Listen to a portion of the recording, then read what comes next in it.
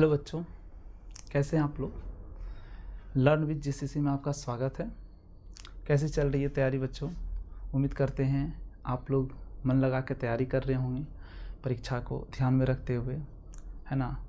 आप लोग अपना सेहत का भी ख्याल रखिएगा, साथ ही खूब मेहनत कीजिए, क्योंकि बेहतर रिजल्ट लाना है, बेहतर प्रदर्शन करना है और अपने एम तक, अपने लक्ष्य तक पहुंचना है। ठीक है, तो इसी क्रम में चूँकि आपके लिए हम मेहनत कर रहे हैं, आपको जो है बहुत सारे जो सूत्र होते हैं, जो व्यंजक होते हैं, वो आपको हम प्रूव करके दे रहे हैं ताकि आपको परीक्षा में हेल्प मिल सके।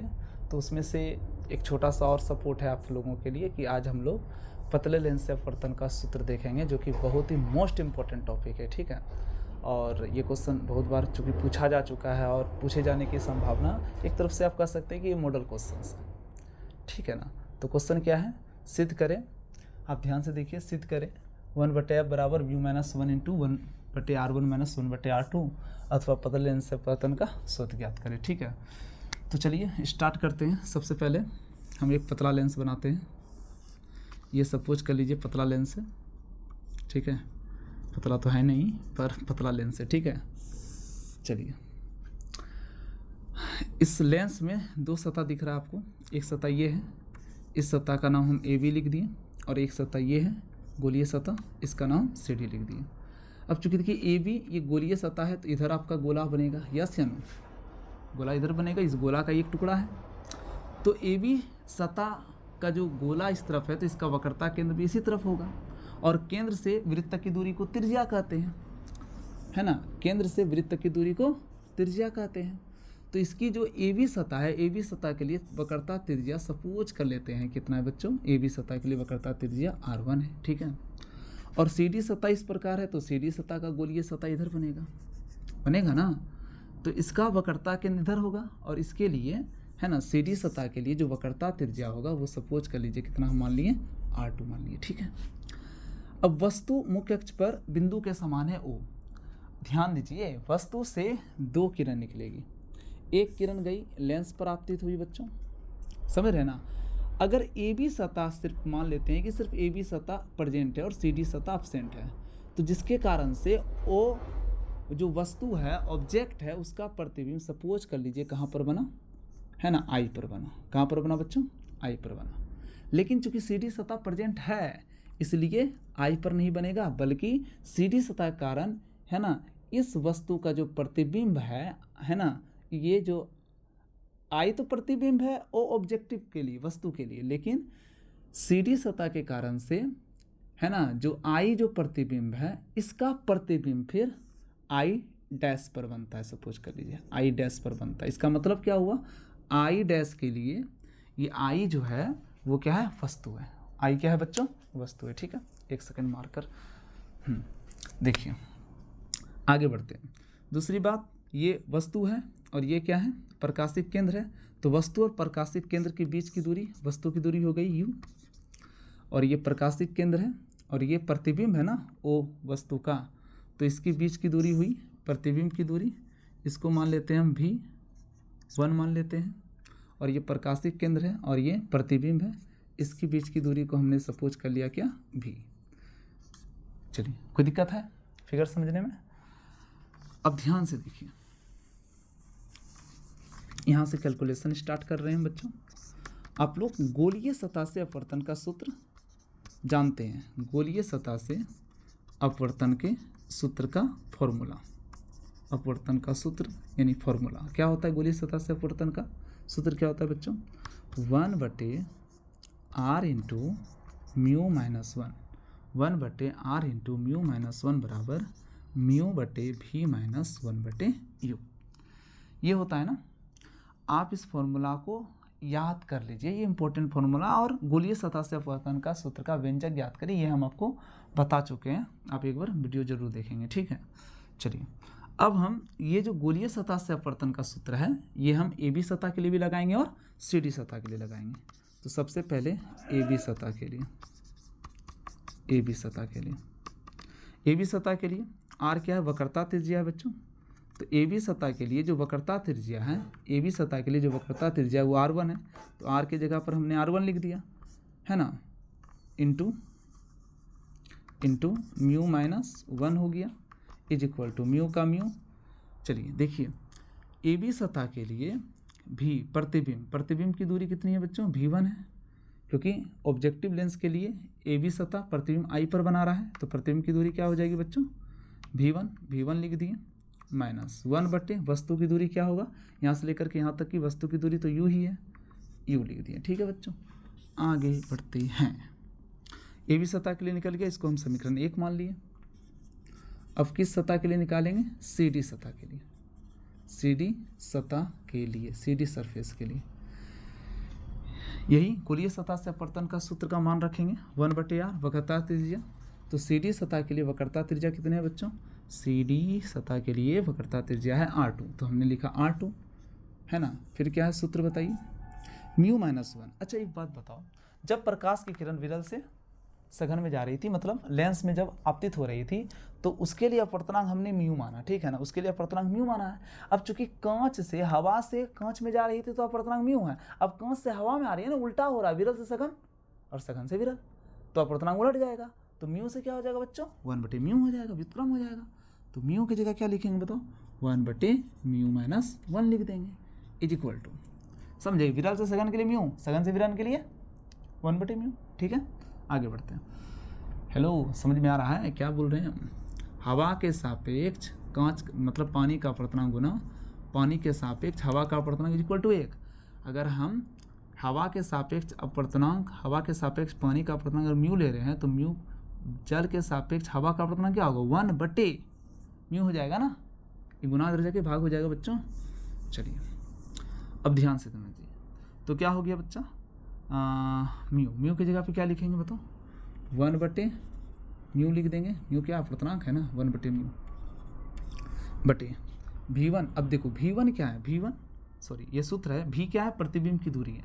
तो किस सतह के लिए हम निकाल रहे हैं, सी डी सतह के लिए। तो सी डी सतह के लिए प्रतिबिंब कौन है, सी डी सतह के लिए प्रतिबिंब कौन है, I डैश है, और उसके लिए वस्तु कौन है, I है। तो यहाँ से यहाँ तक की दूरी क्या हो गया, V, तो हमने V लिख दिया माइनस, अब क्या है 1/u वस्तु की दूरी है, तो यहाँ से लेकर के यहाँ तक की जो दूरी है हमने क्या माना है, V1, तो 1 क्या हो जाएगा बच्चों, V1 हो जाएगा। ठीक है, आ रहा है समझ में ना। अब हम क्या करेंगे, ये जो बटे म्यू है ना, इसको कटाना है, इसको कटाने के लिए हम क्या करेंगे, दोनों पक्षों में म्यू से गुना कर देंगे, दोनों पक्षों में म्यू से गुना करने पर, चलिए गुना कीजिए, तो 1/R2 म्यू बटे म्यू हो गया माइनस म्यू हो गया बराबर 1/म्यू, इसमें भी म्यू से गुना कर दिए बटे भी, इसमें भी कर दिए, तो म्यू बटे क्या हो गया बच्चों, V1, म्यू कट गया, 1/R2, यहाँ पर हो गया 1 माइनस म्यू बराबर mu cancel, 1/V minus mu बटे क्या हो गया बच्चों, V1। आ रही है समझ में ना। चलिए इसको समीकरण कितना मान लेते हैं, 2। अब ये समीकरण 1 है, वो समीकरण 2 है, दोनों को जोड़ देंगे।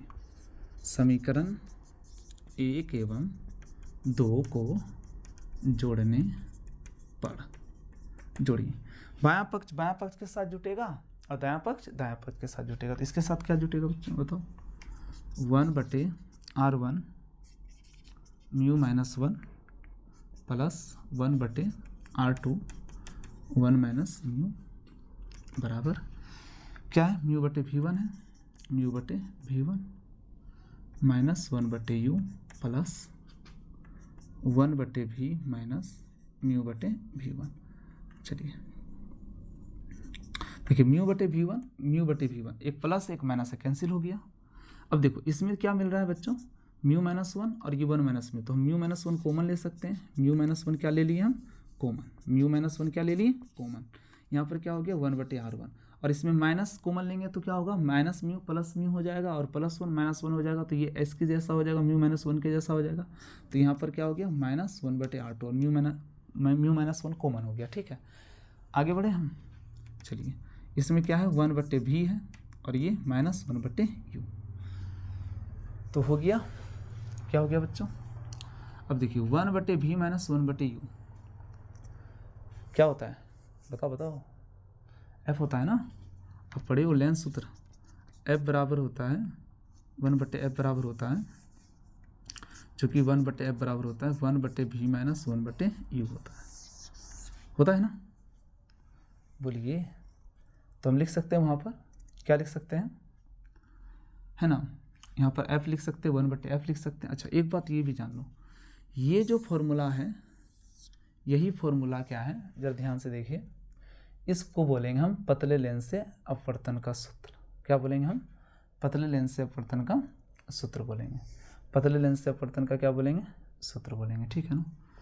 चलिए 1/v माइनस 1/u की जगह हम 1/f लिख सकते हैं, तो क्या हो जाएगा, इसलिए 1/f बराबर, इसकी जगह पे 1/f लिख दिए हैं, है ना। दिख रहा है, नीचे दिख रहा है, नहीं दिख रहा है, चलिए इधर लिख देते हैं, चलिए, है ना। तो क्या करेंगे हम 1/v माइनस 1/u की जगह 1/f लिख देंगे। 1/f बराबर क्या हो जाएगा, mu minus 1 into 1/r1 minus 1/r2, ठीक है। चलिए, ये आपका प्रूव्ड हो गया ना, प्रूव्ड।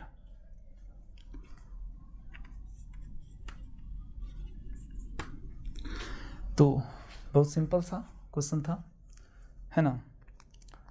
क्या क्वेश्चन था बताइए? पतले लेंस से अपवर्तन का सूत्र। चलिए इसको आप नोट कीजिए।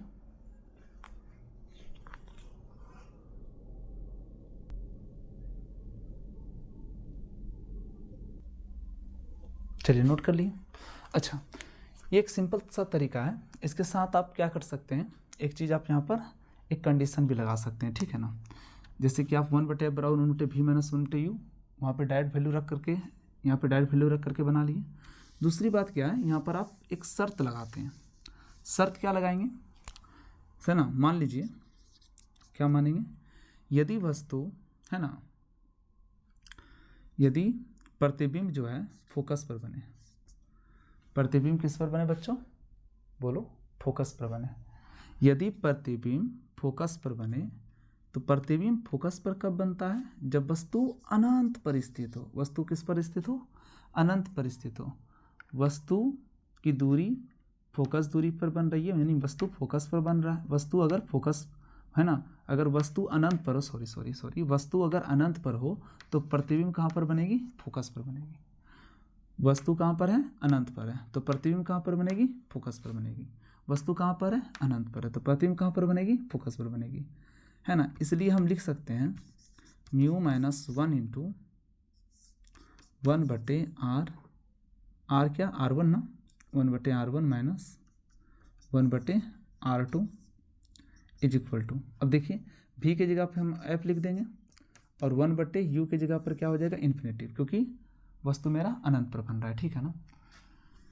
तो एक तरीका ये था और दूसरा तरीका क्या है? ये है।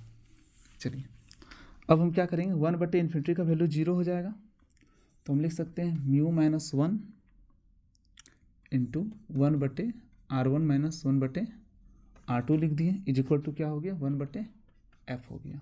अच्छा, इसको हम समीकरण कितना मान लिए? 2 है, तो इसको 3 मान लिए, और इसको हम कितना मान लिए? समीकरण 4। अब समीकरण 3 एवं 4 से, समीकरण 3 एवं 4 से, समीकरण 3 एवं 4 से देख लीजिए। देखिए आपका एक तरफ से ये भी प्रूव्ड हो गया ना, 1/f बराबर mu minus 1 into 1/r1 minus 1/r2, वहाँ पर प्रूव्ड हो गया। इसको हम लेंस निर्माता सूत्र कहते हैं। क्या कहते हैं हम इसको? लेंस निर्माता सूत्र कहते हैं। क्यों कहते हैं, इसका कारण जानिए।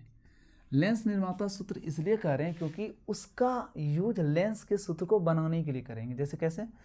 देखिए समीकरण 3 को देखिए, बायां पक्ष जो है, समीकरण 4 में भी देखिए बायां पक्ष वही है ना, तो अगर बायां पक्ष बराबर है तो दायां पक्ष बराबर हो जाएगा। तो हम लिख सकते हैं, क्या लिख सकते हैं समीकरण 3 और 4 से? 1/v माइनस 1/u बराबर 1/f, या तो आप लिख सकते हैं 1/f बराबर 1/v माइनस 1/u, और यही क्या है? लेंस सूत्र है। यही क्या है? लेंस सूत्र है।